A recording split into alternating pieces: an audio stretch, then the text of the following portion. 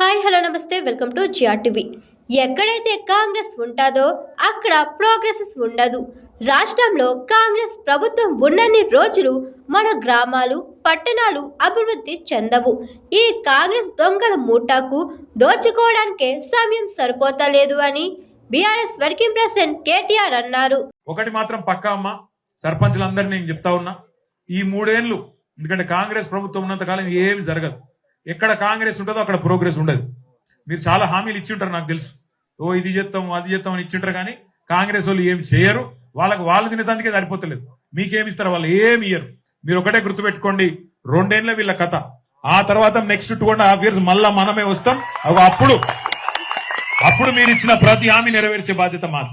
ఎందుకంటే కేసీఆర్ గారికి తెలుసు, మహాత్మా గాంధీ చెప్పినట్టు పల్లెలే పట్టుకొమ్మలు అనే మాట అయితే చెప్పిండో దాన్ని బలంగా నమ్మిన నాయకుడు కేసీఆర్ గారు. అందుకే మళ్ళీ తిరిగి కేసీఆర్ ప్రభుత్వం వస్తేనే పల్లెలు మళ్ళీ పచ్చబడతాయి, పల్లెల్లో మళ్ళీ లక్ష్మీ కళ వస్తుంది. ఈ దరిద్రులు ఉన్నంతకాలం ఏం జరగదు. ఎందుకంటే వాళ్ళు ఇయ్యరు, వాళ్ళకు దోసుకునేందుకు సరిపోతలేదు. ఇప్పుడే ఆర్ఎస్ ప్రవీణ్ గారు ఒక విషయం చెప్పిండు మీకు. ఒక్కసారి ఆ విషయం కూడా నేను మీకు చెప్పాలా. హైదరాబాద్ లో ఇలా భూములు బంగారం అయినాయి. ఒక్కొక్క ఎకరం ఇలా 150 కోట్లు 100 కోట్లు ఆ స్థాయిలో ఇలా భూముల ధరలు పెరిగిపోయినాయి. అందుకే ఆ భూముల మీద కన్ను పడ్డది రేవంత్ రెడ్డి. ఎట్లనన్నా ప్రభుత్వ భూములు కొల్లగొట్టాలా, మనోళ్ళకి ఇచ్చుకోవాలని చెప్పి ఆయన ఆలోచన చేసి 9,300 ఎకరాలు 50 కోట్లు వేసుకున్న ఎకరానికి దగ్గర 5 లక్షల కోట్ల విలువైన భూములు ఏం చేసిండు ఎరికిన వాటిని. గతంలో మన ఉన్న ప్రభుత్వాలు 1956 నుంచి ఇప్పటిదాకా 2023 దాకా ప్రభుత్వాలు పరిశ్రమలకు భూములు ఇస్తాయి. ఎందుకు ఇస్తాయి పరిశ్రమలకు?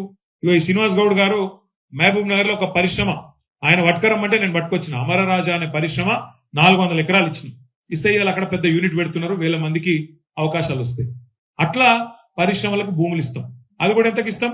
బయట మార్కెట్ల నిజానికి ధర ₹1,00,00,000 ఉంటే ఎకరం వాళ్లకు 20 లక్షలకు 25 లక్షలకే ఇస్తాం. ఎందుకు ఇస్తాము?